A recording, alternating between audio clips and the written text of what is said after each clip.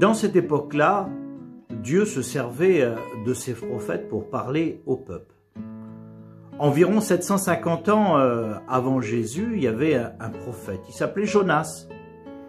C'était le prophète de l'Éternel. Quand l'Éternel devait parler au peuple, il s'adressait à Jonas. Et Jonas parlait de la part de Dieu. Et un jour, l'Éternel s'adresse à Jonas et lui dit, il y a une grande ville, Ninive. C'est une ville qui a environ 3 jours de marche pour la traverser. Plus de 120 000 personnes. C'est un peuple qui est corrompu. Tu vas aller les voir. Et tu vas leur dire qu'ils se repentent de leur péché. Mais voilà que Jonas, c'est l'homme qui est habitué à obéir à l'Éternel. Mais là, on ne sait pourquoi, le récit ne l'explique pas. Jonas décide de ne pas y aller.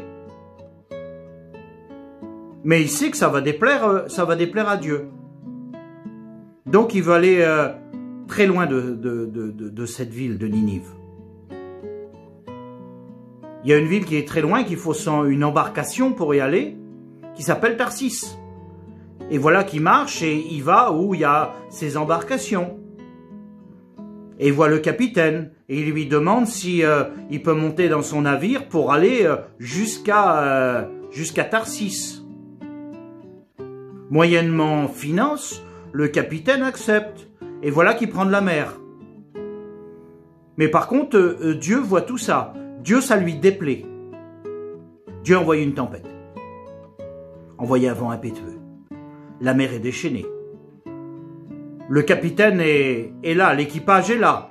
Mais ils ont peur de périr. Parce que la tempête est beaucoup trop grande. Donc ils prennent tout ce qu'il y a dans le bateau et le jetons par-dessus bord pour alléger le bateau. Mais rien n'y fait, la tempête est beaucoup trop grande.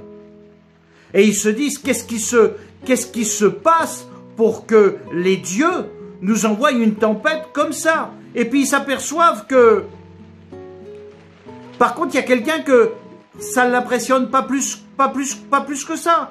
Jonas, lui, descend dans la cale du navire et s'endort. Parce que Jonas sait que Dieu est en colère contre lui. Donc il descend dans les profondeurs de la cale. Le capitaine vient le voir. Il dit, nous allons sombrer et toi, tu es à train de dormir. Qui es-tu? Et là, il lui dit que lui, il croit au Dieu créateur, au Dieu éternel.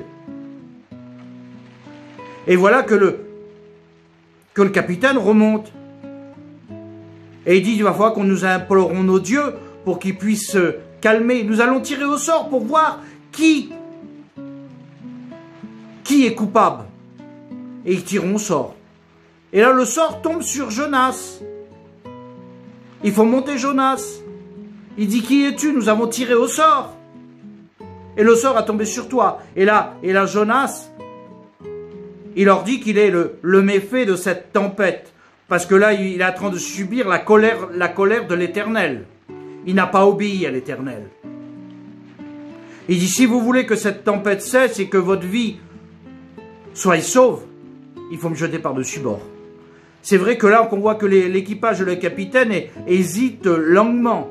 Ils essayent de lutter contre la tempête, mais rien n'y fait. Donc, ils décident, avec la mort dans l'âme, de prendre Jonas. Ils le jettent par-dessus bord. Et quand ils le jettent par-dessus bord, instantanément, la tempête se calme, le vent se calme, la mer vient d'huile. Et là, ils se tournent vers Dieu. Il dit, tu es le Dieu créateur qui a déchaîné le ciel. Et nous voyons que, en travers cet homme que nous avons jeté, tu as calmé cette tempête. Et là, ils font des vœux vers l'Éternel. Mais par contre, qui est dans l'eau, qui est en train de sombrer, c'est Jonas. Jonas, il coule, ils sont en pleine mer. Et là, il sait que pour lui, il va pas pouvoir survenir dans cette eau, il va couler. Il sait qu'il va mourir. Il sait qu'il va avoir la condamnation de l'Éternel sur lui. Et voilà que Jonas se laisse couler. Et quand Jonas ne peut plus respirer, Jonas va mourir. Mais Dieu connaît Jonas, Dieu l'aime. Dieu ordonne à un grand poisson de venir. Et le grand poisson vient et il envale Jonas. Et voilà que Jonas se trouve dans l'estomac du poisson. À nouveau, il peut respirer. Il ne sait pas ce qui lui arrive. Parce que pour lui, il est dans les ténèbres. Il est dans l'abîme. La parole de Dieu nous dit qu'il resta 3 jours et 3 nuits dans l'estomac du poisson. Et là, Jonas a le temps de réfléchir. Il a vu que l'Éternel ne veut pas sa mort. L'Éternel veut sa repentance. Quand l'Éternel lui demande quelque chose, il doit obéir.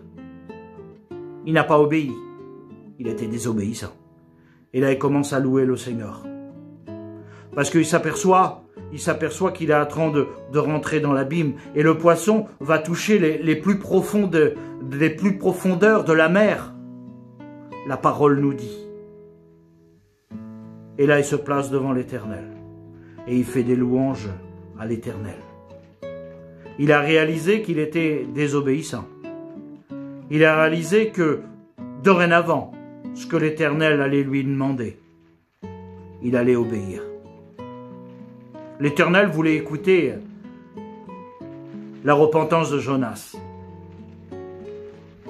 Et au bout de ce supplice de vivre dans le noir, dans l'estomac de ce poisson, ne sachant pas vraiment le sort qui va y arriver à Jonas. Mais peu importe s'il vit, peu importe s'il va mourir, il sait que son Dieu, c'est le Dieu créateur et c'est lui qui décide tout. Il se soumet à Dieu, il se soumet à la volonté de l'Éternel.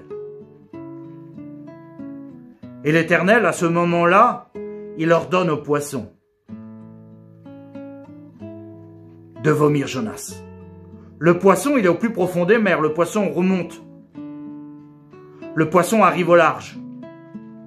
Le poisson arrive sur la rive. Et là, à ce moment, il vomit Jonas. Quelle histoire merveilleuse, incroyable, une histoire vécue. Si tu veux retrouver cette histoire, tu regardes dans Jonas, chapitre 1, chapitre 2. Et moi, ce que je peux te conseiller aussi, c'est de lire le chapitre 3 et le chapitre 4. Et je te dis, bonne lecture.